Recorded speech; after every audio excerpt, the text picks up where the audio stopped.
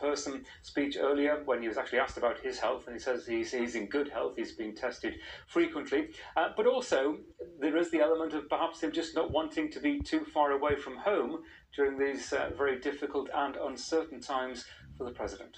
Peter Bowes, thanks so much. So what can we say about the President's medical condition? Well, a little earlier, before the most recent statement released by the White House, I spoke to Dr. Cedric Dark. He's an emergency medicine physician and assistant professor at Baylor College of Medicine in Houston, Texas.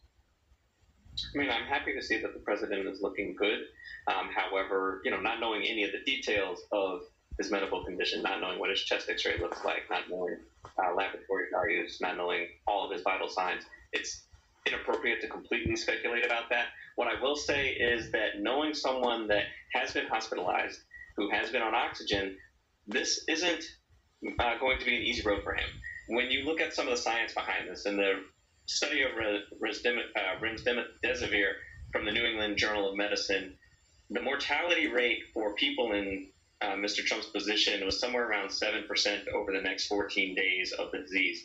In the recovery trial, which studied dexamethasone in hospitalized patients with coronavirus, we're talking about a mortality rate somewhere near 25% over the span of a month.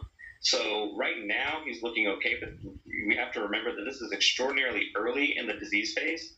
The second week tends to be the worst week for people that have coronavirus because of the inflammatory effects that the body puts out. And so I think next week is going to be the true test of what will happen to the President. He himself has essentially made that point in the video, saying the next few days are crucial. What difference does it make to that stage, knowing that he is actually in hospital and the doctors can monitor him minute by minute? Does that help? I mean, I do think that has some help to it, because he will be more monitored than he could be essentially in his home of the White House.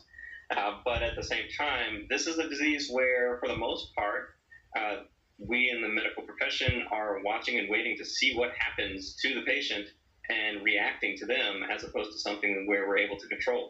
A lot of medicine is waiting to see what will happen to the patient and hoping that the therapeutics that we have do their job. But right now, there is no cure.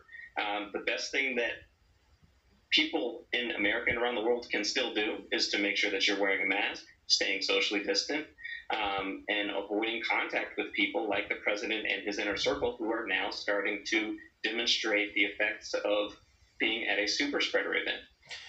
What is the significance of the reports we've been